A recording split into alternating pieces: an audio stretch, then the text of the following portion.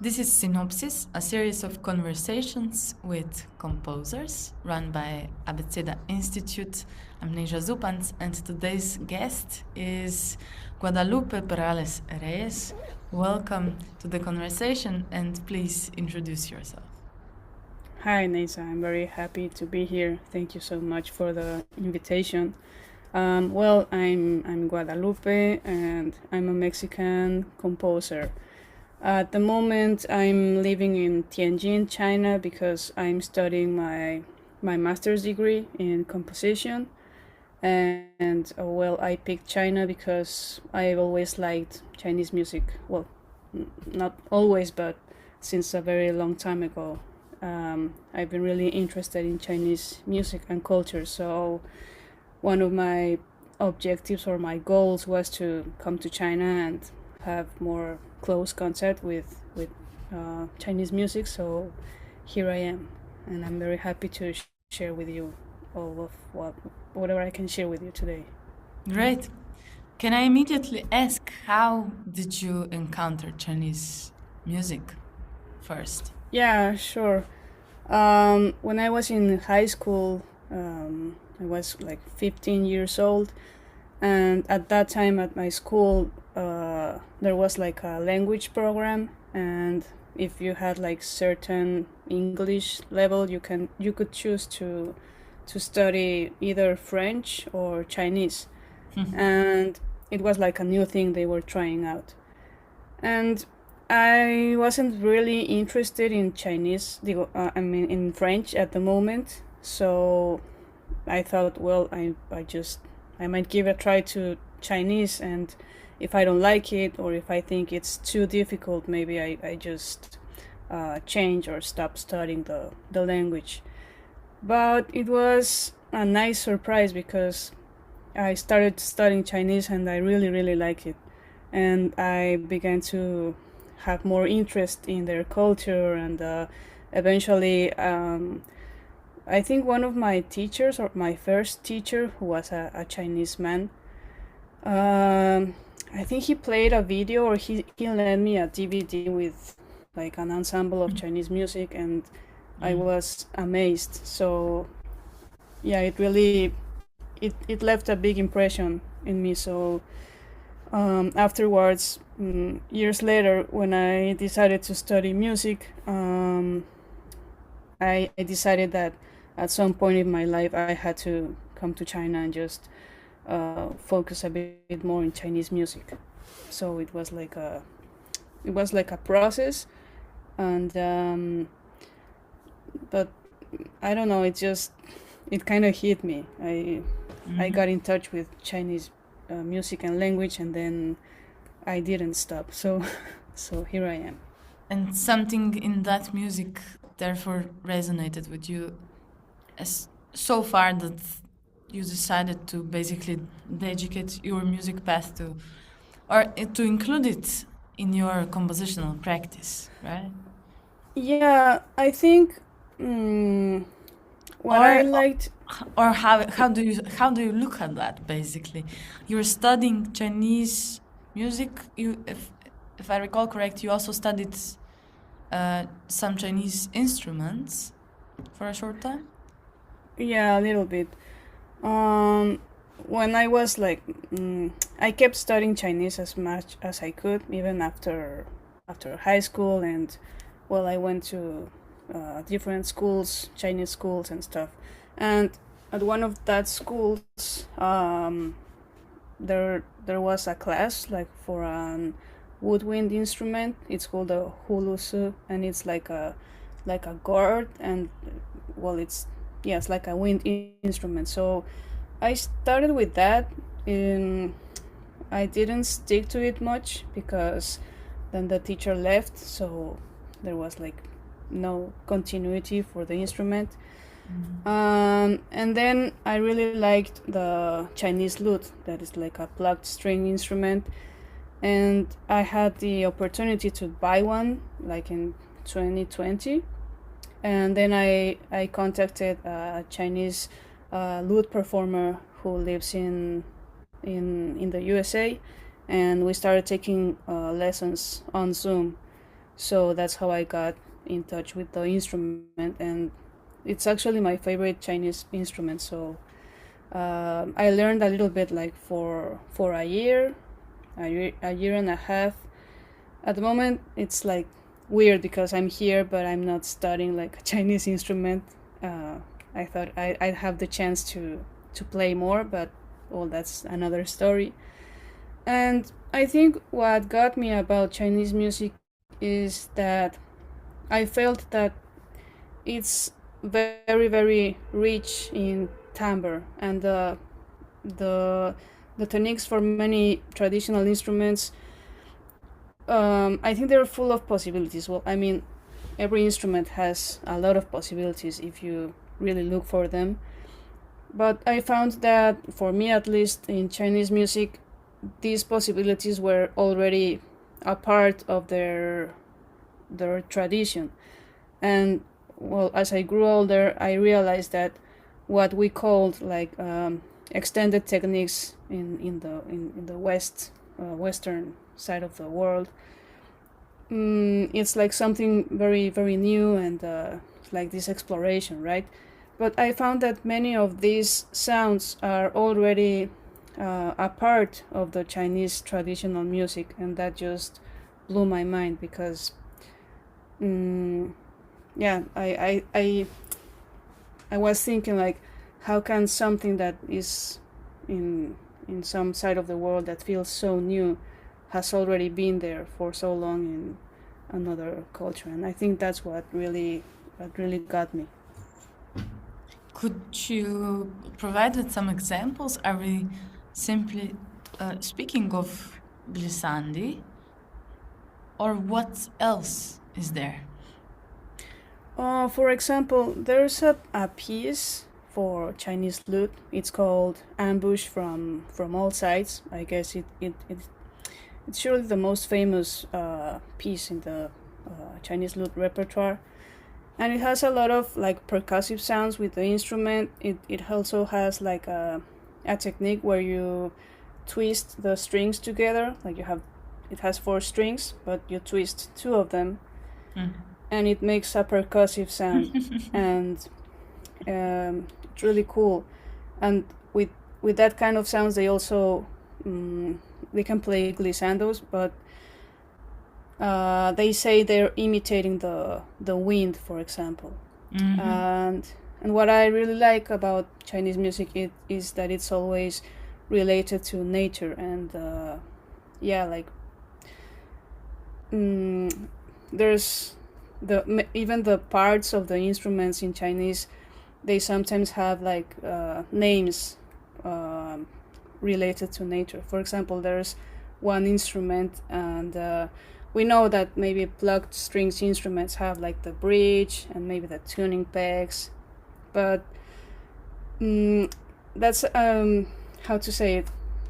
The parts of the instruments, there's one that even has like a phoenix pool, or like like goose feet, and it's called like that, but we would say, well, it's just like a bridge. But for many Chinese instruments, it's more like, no, this is like I don't know, maybe the mountain of something else, right? And it's like a very specific and rich culture in the instruments alone.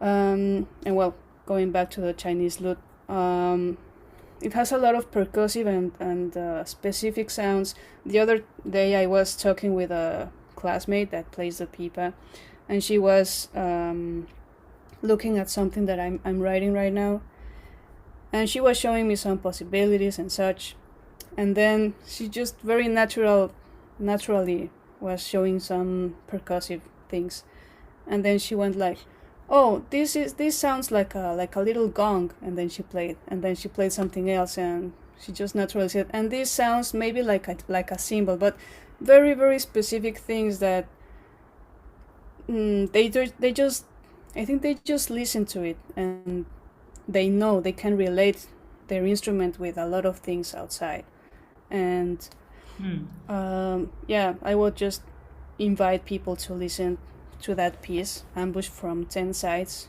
and I think they will, or you could see what I'm talking about. There's also like another piece for arhu, which is a bow string instrument. It has 2 strings and it's played with a bow. And it's called like the horse racing, and it has like a very traditional part with melody and such, but it has a lot of imitation of the horse sounds, and it's really fun and it's very rich. So I think every instrument has its own specialty. There's I think it's a double reed instrument, and it's called a suona, and it's like a little hornet. I don't know how to say it, but for that instrument there's a very famous piece. I don't remember the exact name, but it has to do with the phoenix and many birds singing to the phoenix, and the sounds that it makes, it's just it's like you're listening to birds all along, and it's crazy. It's amazing. So I think every instrument has a lot of techniques that seem so natural, and that for us might be very, very new, but they've always been in the tradition of Chinese music. So from what I hear, it seems to me that you are partially ascribing the fact that, let's say, you're observing a much more in-depth understanding of instruments, and also application of, let's say, the range of possibilities for instruments performance, much wider, to the fact that as a culture they are more connected to the instrument or to the sounds that they produce. Do I read that correct? Can you speak to that? Yeah, well, that's what I see. Maybe for them is just natural. Maybe they don't even think about it. But for me, looking it from like an outsider, that's what I can tell. Like, it's always the nature element is present there. So a lot of the techniques are just because they're trying to imitate sounds of nature. And I think that's also very common in every culture. I mean, I think people at the beginning, maybe we also try to be like in relationship with the nature, and maybe the first flutes were trying to imitate the birds, for example. But I think that's just very evident in the Chinese instruments. So I don't know, it still fascinates me. And that's why I wanted to say, because when I think of it, I can also find examples of other traditional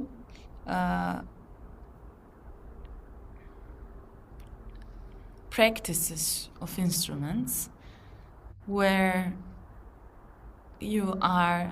where one is surprised, coming from the environment of most usually classical music, where new techniques or extended techniques is something where we get to from a very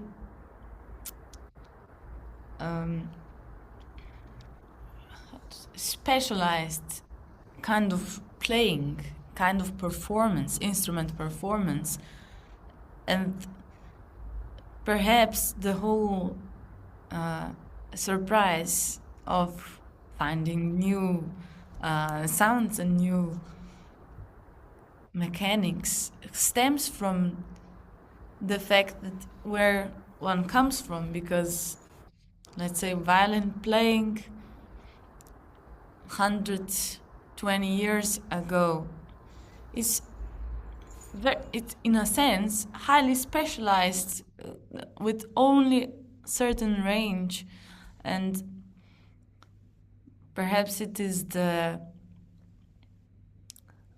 starting point that breeds surprise, and anything but those initial mechanics are revelation, while in traditional, let's say, folk musics anywhere, I'm making an argument on the go, just to have it on the table. While in many traditional musics, you could anyway always find completely extraordinary sounds and mechanics if you compare them again back to, let's say, romantic classical music of the Western world. And for example, one would be, I have no idea how this instrument is called in English, but I think of some old instruments that we were introduced to in the first years of primary school that stemmed from rural area where everything was made out of animal skins, wood, and nothing was really as sophisticated as Stradivari violin is, but there was like the sounds that result and that those instruments can produce are absolutely fascinating. And another example would be singing. That comes to mind is singing in Poland, in Polish folk music. You know, all the screams. They're not screams. There's a term for that, I think. But perhaps, what do you think? Is it? What do you think of this outlook of a composer? Or perhaps, if we dare even say something about the field, what do you think about this? Oh, that's an amazing question. I think that, of course, the options of sounds that we can get from an object are a lot, and each instrument and each object has its potential, and it's always there.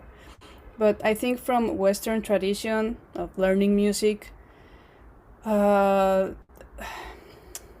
think that the technique of playing an instrument, of course, it has evolved, and it's amazing, and it's really hard maybe to excel at an instrument. But I think that it's so focused on specific things that we start to catalog some sounds like valid or not valid when you get into the environment of academic music in the Western societies, right? But like you said, I think many of these sounds are already there in the traditional music of many countries. Even in popular music nowadays, you can listen to all sorts of sounds that are very common, that from the point of view of academic music is just kind of weird, right? We can think about it as weird. And I think that it's like a problem of thinking that there are right or wrong ways of playing an instrument.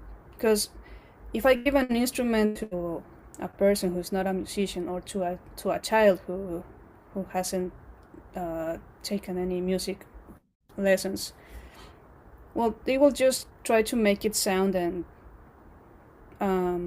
they won't be worried about, is this the right way of playing? Maybe they will see what kind of sounds they can make with that thing.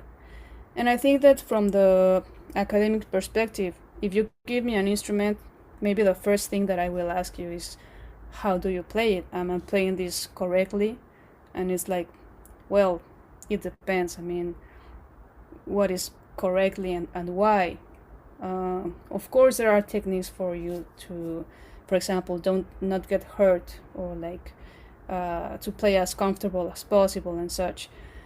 But in terms of sounds, I don't know. I think we should be open to listening to that, and to look for it at our surroundings. I'm thinking also, like, in a very obvious example, the guitar, the electric guitar, which is like a very, very, one of the most famous instruments. In popular music, you have a lot of techniques and a lot of sounds, and, well, if you add the effects, pedals and stuff, you have like a very, very big sound world. And maybe popular musicians of the electric guitar in many types of music, they just play, and they found a cool sound, and they just started playing with it.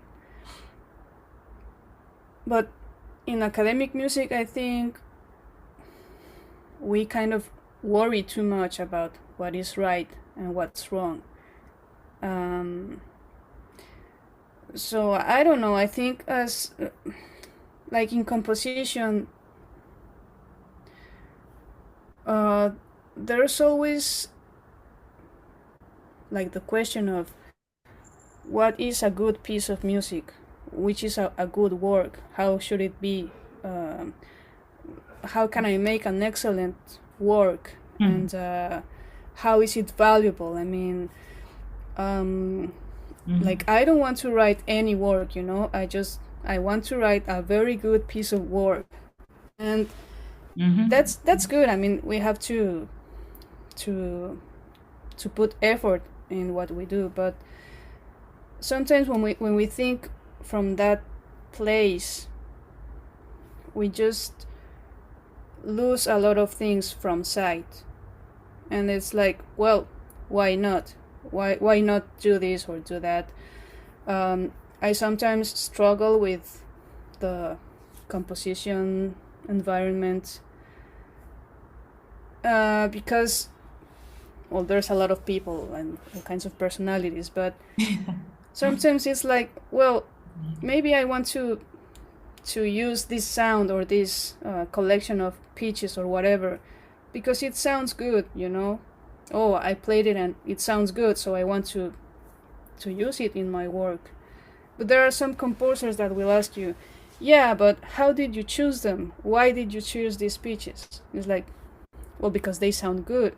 And that's not always like a valid answer in the composition world. It's like, no, you cannot just say that it sounds good and just because you like it, you put it in your work. And I think, well, why not? If it's my work and I like it, why should I have to look for a scientific reason to use this kind of material, you know, or this kind of sound? Maybe I like it and I want it there because I think it's suitable for the piece that I'm working in. And then it's like, yeah, but I kind of struggle with this because I think it's okay to just do something because you like it. And then there's like this intuitive part that we leave behind in like a lot of compositional environments. Maybe something tells you like, oh, this piece maybe it needs this kind of sound at this point. But for many people, if you can't justify it with like a very rational answer or a very technical background, then maybe you're not such a great composer, you know? And it's like, well, who's to say that, you know? I mean, it's just that it's kind of. If I may, to me, it leads to a question, which is, why are you in music to begin with, right? Well, because I like it. I think I always liked it. When I was a child, we had like a music class at preschool, like kindergarten and primary school, and it was always one of my favorite classes. I had the fortune to have a good teacher, because in Mexico, many of these music classes from elementary school or kindergarten, sometimes they're not really good. But I had a good teacher that liked to teach us about music, and I really liked it.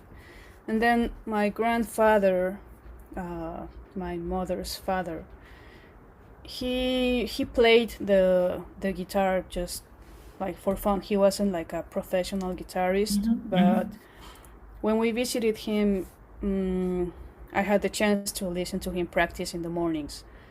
So then I kind of was interested in the guitar. Then when I grew up, I had the chance to study like popular guitar, and then I'm not sure how I got into the electric guitar, but I started playing it, and then I listened to a lot of guitarists, and that, well, they made their own music, right? So I thought, like, how can they make their own music? I mean, because sure, you can learn an instrument and play covers and like have some repertoire, and that's okay.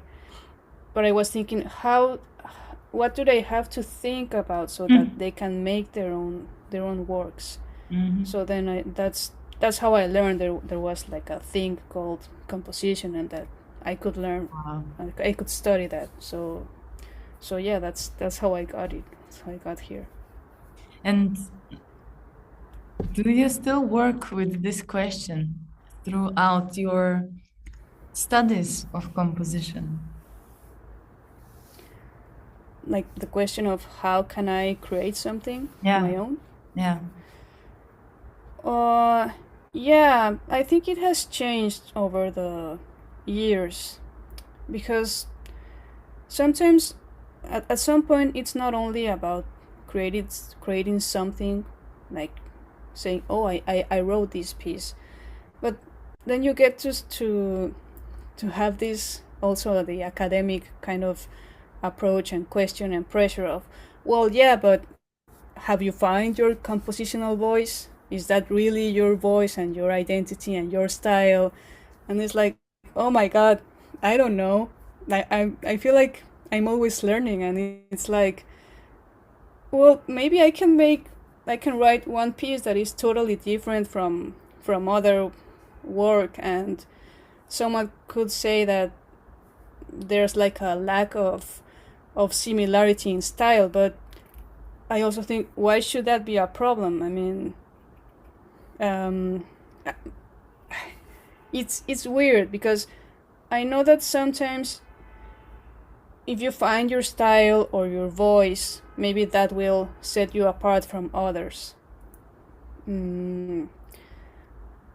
But sometimes when you try to do something else, it's like you're always experimenting, and maybe, for example, right now, if I try to work with traditional instruments, Chinese instruments, if I try to imitate like a Chinese style of music with pentatonic scales. I don't know how that will sound, because I'm still learning this kind of new information, and I haven't integrated in my own language, whatever that is, right? So yeah, the question is always there, like, how can I keep learning things that will keep enriching my music, since from my own perspective, right? And if someone asks me, well, what's your style? I don't know, maybe it's always changing. I remember one time a friend of mine who was studying singing many years ago. I think she went to a master class or a conference with a famous composer who had like a very, very specific style. He's in minimalism. And she said that in that conference, the composer was telling them, like, well, yeah, people tell me, like, oh, that's great, you have like your own voice. And sometimes I think, well, but it's so hard to get rid of that voice. Like, why, like, you're sounding always the same, and they know it's you, but like you get stuck in one thing, right? Mm-hmm. And that, I think that could be a kind of problematic, because it's I think composition is like it's a very confronting thing to do with your identity. Like, you're always questioning your identity, and it can be very, very tired and very confusing. But it's also fun, so I don't know. And when you say it's always changing, I wouldn't ask you for style, but I would ask you, how do you consider your own compositional practice? What do you see perhaps as things, aspects of it, parts of it that are always there? So, if any, or I can also put it differently. What do you see as important for every composition that you write to be there?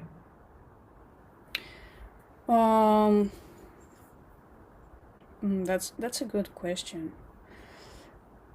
I think one of the things that I always end up doing is kind of having ambient things or like textures that stay there. When I was studying the bachelor degree, I had like two or three teachers, and most of them told me all the time, like, well, your music is a little bit static, like it needs some change, it needs some movement. And I understood that it was important for my formation and for me to learn. But at the same time, I thought, well, maybe I don't want anything to happen in this piece, right? It's like, well, it's just there. It's like a sound. You can just listen to it, and it doesn't have to have like a climax or a lot of movement. Maybe the piece is not about that. But there were people like, no, but your music is a bit static. And I was like, duh, yeah, because it's just like that, you know. And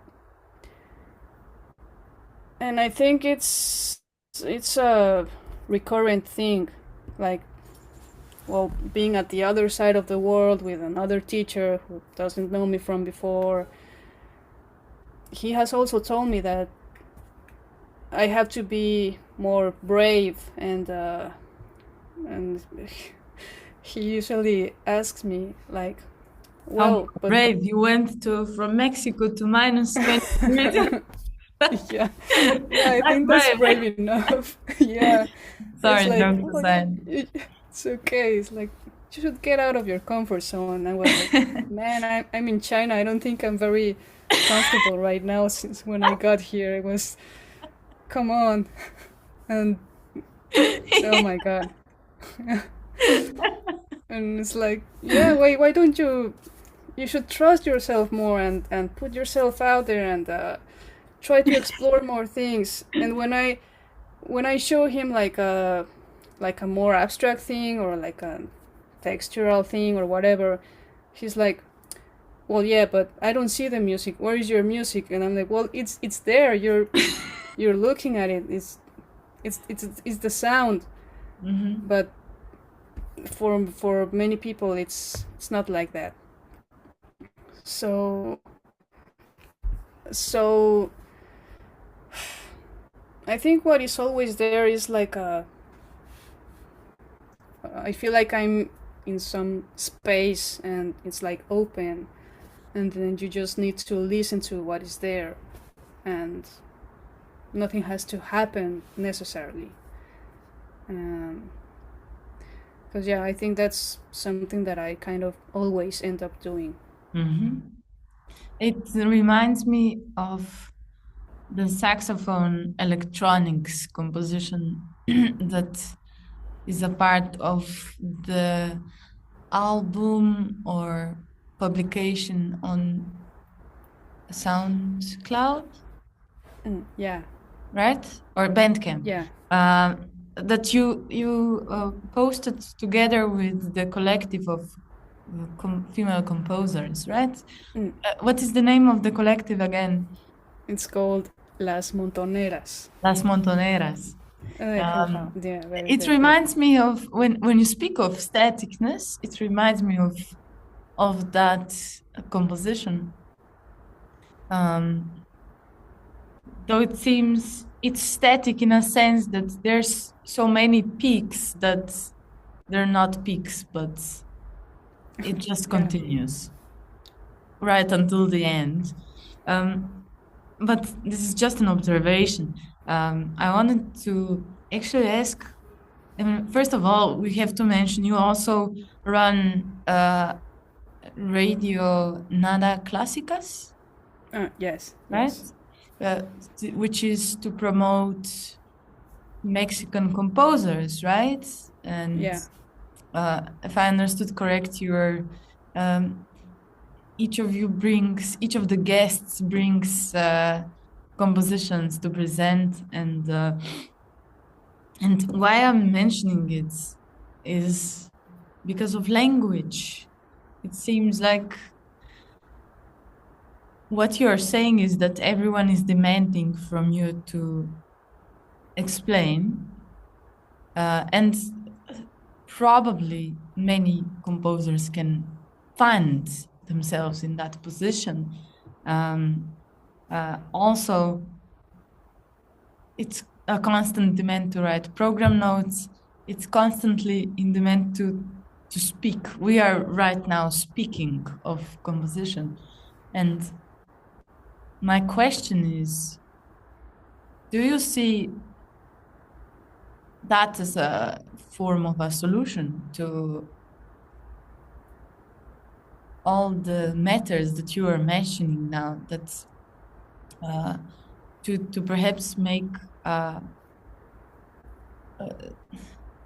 account where you can explain in a different sense, so where you don't have to submit to the one proposed model of speaking about your composition, but rather create your own one? Well, yeah, I think it's okay to talk about composition and our ideas. I think it's very, very important, actually. But for me, it's more about sharing and not justifying the value of your art or what you're doing, right? Because, I mean, it's valuable because it's coming from you and you want people to listen to it or to get in touch with it, and that makes it valuable. If I get 100 prizes for one piece, well, that's cool, but if I don't get those prizes, I can still make it and I can still share it with people, and I find it essential for us, like composers, to share our ideas. Yeah, sharing, and not just giving a lecture of technicalities and seeing who has the most complex plan or way of thinking, because, well, everyone's different. And of course, there might be a lot of interesting works that have like a lot of intellectual background, and maybe I will like it and I will be interested in it, and many people will be interested in that. But maybe I know that's not how I work, and there's nothing bad about it, you know, because sometimes it's like, well, but if you can't explain exactly what's going on, then maybe your music is a little bit maybe not so good. And I don't think so. When I think about talking about composition like we're doing right now, it's just about sharing, and maybe the way I work with some pieces is different than what I did like 5 years ago, and maybe what I'm doing now will be different from myself or my work in 10 years from now, and that's okay, because in every stage of our lives we have the chance to meet new people, to share with different people, and that's okay. What we do in our radio show in Mexico with this collective is just about sharing and trying to get a little bit away from the academic world and say, hey, today I had a conversation with Neža, and she plays the flute and she also composes, and I found her music, and let's give it a listen to it, and that's cool, right? Or someone else might say, oh, you know what, I was listening to heavy metal the other day, and I found this band from whatever you like, and let's just listen to that music. And it's like, yeah, of course, why not? I can share, or well, my own music. Yeah, you can share it in the radio show, but you can also say, well, this other artist is doing this thing, and it doesn't matter if it's pop or rap or academic music, electronic music, improvisation. It doesn't matter if she studied like 100 music degrees, or if she just learned intuitively. I mean, why should we? It's not that we don't care, but why should we make this distinction of what's better or what's more valuable, or what is more artsy, or what is more popular, you know? So I think I went to other place. I don't know if I answered your question, but no, it's great. I think also it's a time where many different compositional paths exist, but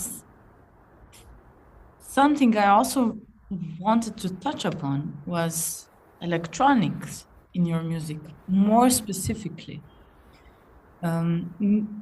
Simply because it seems that after some point you mostly started composing with electronics. So I'm curious, also for the listeners, hopefully,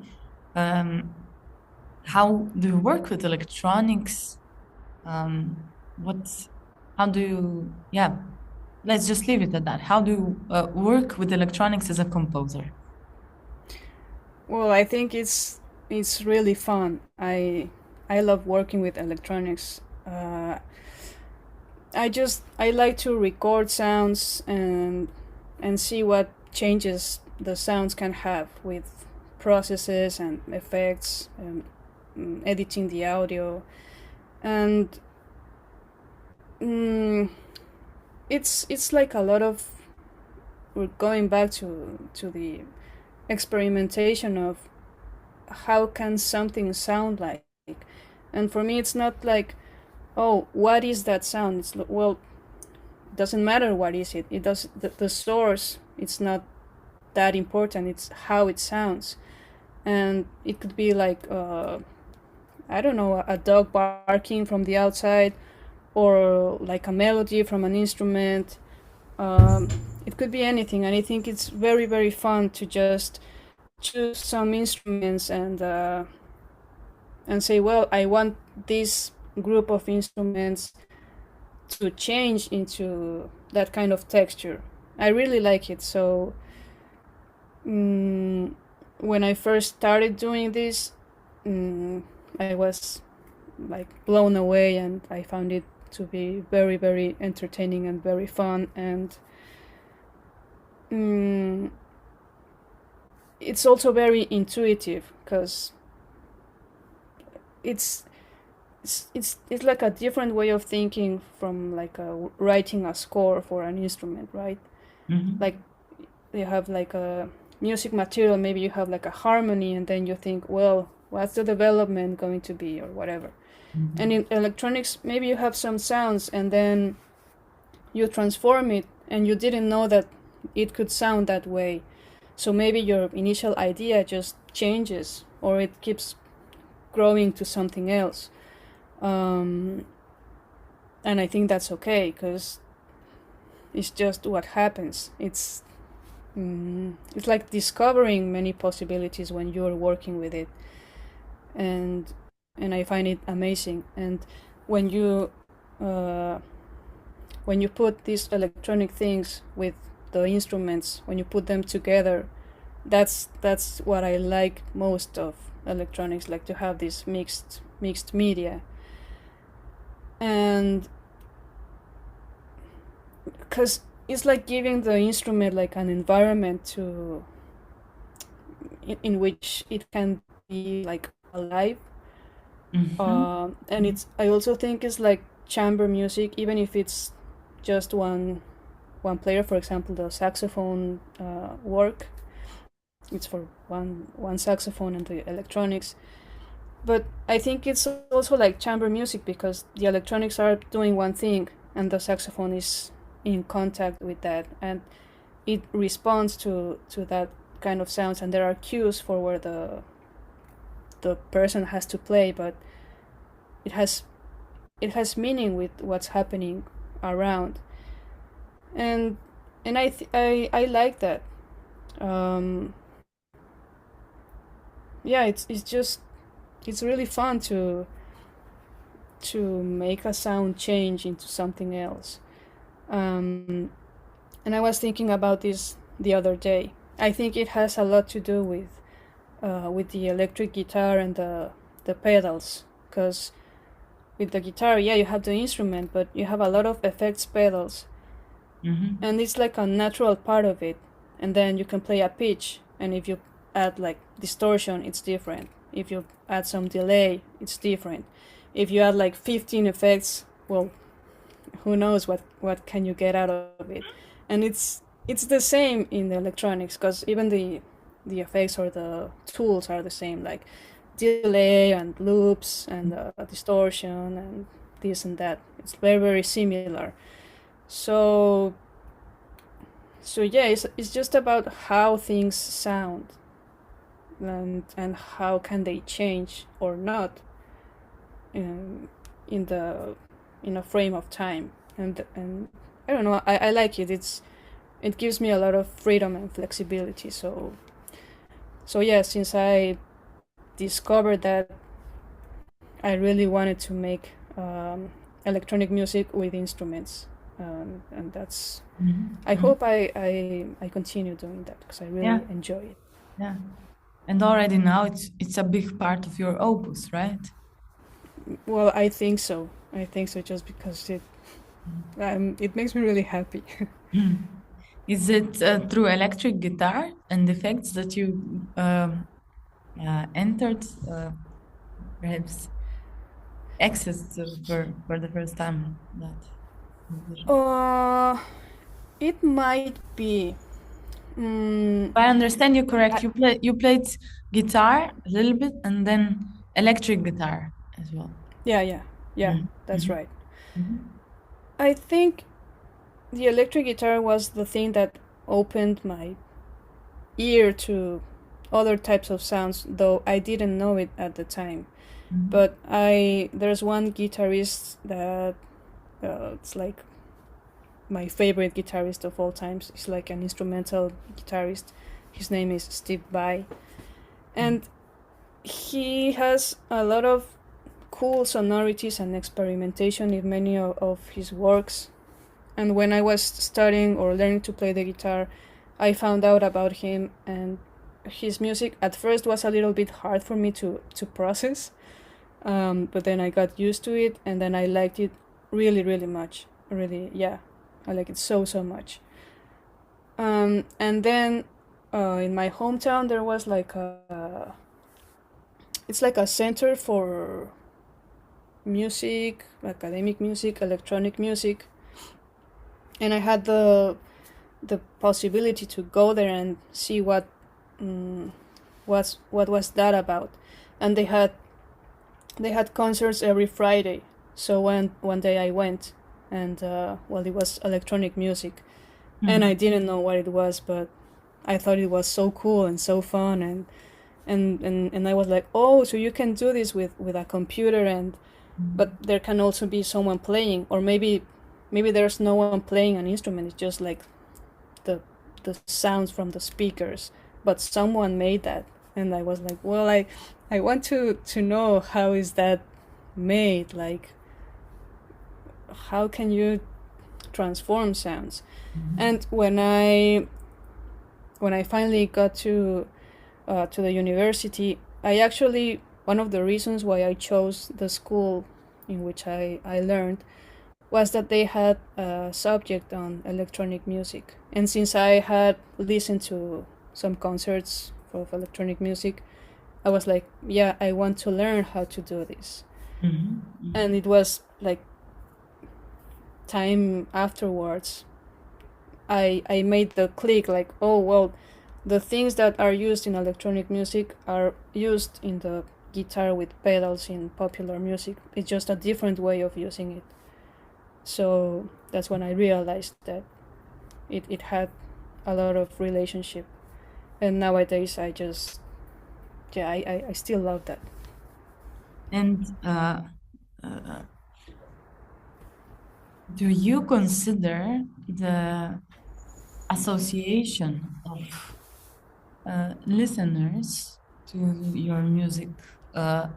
Specifically, I ask because of electronic music, and I'm basing it in perhaps it can be observation of my own listening. It's very different to listen to electronic music because one does not know, if one is not familiar with production of it, how those sounds came to be. Do you consider that a question when composing electronic music? Not really.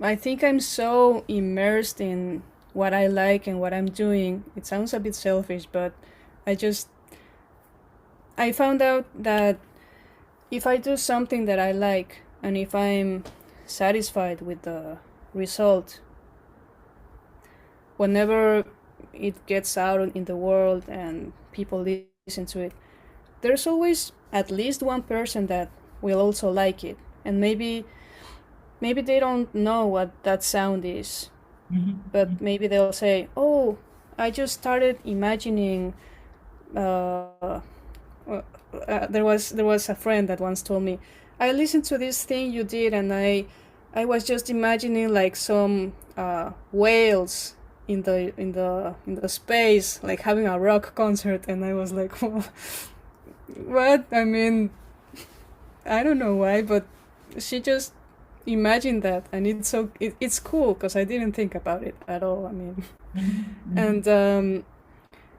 and I was working the other day with a percussionist classmate, and she's interested in electronic music, and she was asking me to help her with a piece. And I recorded some things with the guitar, and then I processed the sound, and she was like, yeah, maybe in that part where you have like the vibraphone with the bow, or what sound is that? And I was like, no, it's a guitar. And she was like, oh well, but maybe we can mix it with the vibraphone. And I think that's cool, because if I don't tell them what it is, they can have their opinion or their vision of the things, and it makes it even more richer. I don't have to tell them what sound it is. And it's also funny because I had one piece.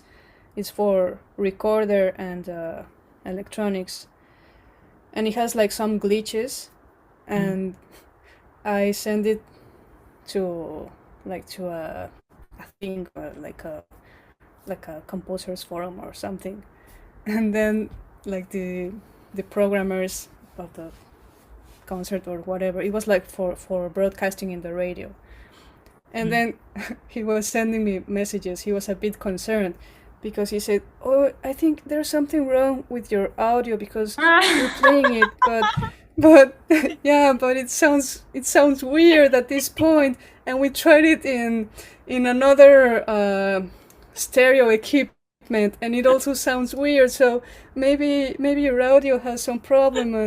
And he was really, really concerned, and I was like, no, it's okay, that's how it sounds, don't worry. Yeah, and I think that's really funny because I don't know, you just, That's curious. yeah, you have this kind of experiences. One time I went to an electronic music concert with my parents, who always support me, and they were like, okay, let's go see what that's about, right? They're not musicians or anything. And I don't know, it was a piece, and it has, of course, some sounds. And I think my dad said like, oh my God, I think a machine from the water just started. Oh, how awful to have like this sound interrupt your concert and whatever. and then he was like, oh wait, that's part of the piece. It's not like an outside sound. It's just part of the sound in the work. And then he felt a little bit embarrassed because he hadn't realized, and he thought there was something else like interrupting the music, but it was part of the work. So I think it's funny, and yeah, like you don't have to be embarrassed for not knowing that Certainly. those sounds are part of the work. It's just, I think it's cool. It's really fun. So I don't really think about it, answering your question. I don't think about Right. how will the listeners receive it or approach to it. And then, So that you enjoy the surprise element. yeah, and maybe they will tell me, oh, I listened to this, and then I imagine things, or maybe they won't like it, and they won't say anything, and that's also fine. I mean, it's okay. Great. Yeah. And as we are approaching the end of this conversation, I would like to ask you for two short messages. One to any aspiring composer, and the second one to any future listeners of your music. You were mentioning it's important for you to share what you compose. Perhaps you can address that briefly. Yeah, well, for any aspiring composer, I would just tell them to go for it, and that it might be like there might be struggles in the process of getting to know how to write a piece and what you want from that piece, and there will be people telling you that maybe this way is better or that way is better. I think that happens when you're at the early stages of your formation. Maybe you have to listen to things because you are learning, but always follow what you think is right. And if you want to make a piece and add some sound because you like it, well, just do that and let that be a valid reason for you to work with that, right? Like, well, why did you put a major chord here? Well, because it sounds good and I like it. I think it's a perfectly valid answer, and if you feel that's right, well, just go for it. And I don't know, for future listeners of my music, well, I hope you enjoy it and you can find some resonance with what I try to say in every piece. And if you don't like it, it's okay. And if you like it, but if you maybe don't get the message or the intention of one piece, but you like it, it's also fine. I mean, we can understand things in different ways, so just be open to listen it, and if you really, if it does something to you and you want to share it, that's okay. And if it leaves you like with no sensation, well, that's also valid. I mean, but of course I do hope whoever listens to what I have done can find some interest, or maybe can have a good time for a few minutes. That would be the best. Guadalupe Perales Reyes, thank you very much for joining this synopsis conversation. Thank you, Neža. It was a very great time. Thank you so much for the invitation.